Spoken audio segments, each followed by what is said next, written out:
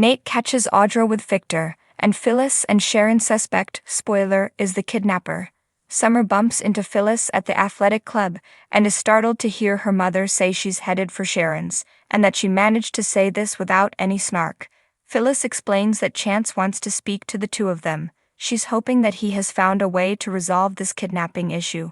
As Phyllis fidgets, she admits she's still having nightmares and is angry.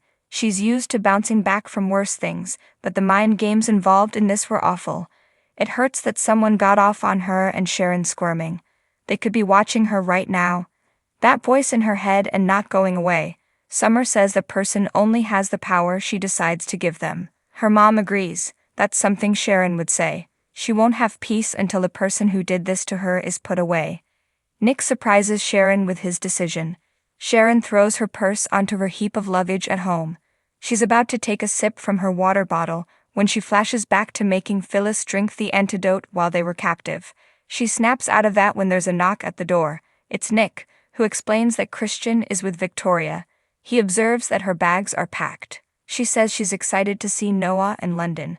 Nick asks if she has room for one more. He's already arranged for the Newman jet to fly them all over. She's amazed and throws her arms around him. Sharon asks what changed his mind. He explains he wants to see his son, adding that he can only go for a few days. Phyllis arrives and spots Nick, asking if Chance summoned him over as well. A giddy Sharon tells her they are going to fly off to London together. She urges Phyllis to go on vacation with her kids too. Phyllis says that will have to wait because she's busy with work, but assures Nick that she's doing all right. He's glad to hear that Chance arrives, happy they are all there, and says he has news about the kidnapper.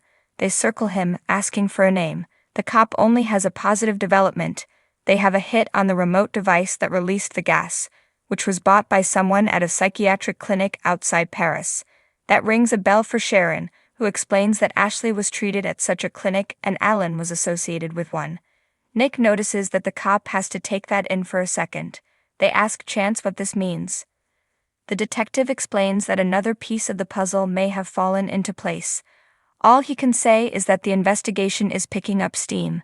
That isn't making the women feel safer, so he offers to increase their security detail. Phyllis doubts that the cops are up to outsmarting their captor.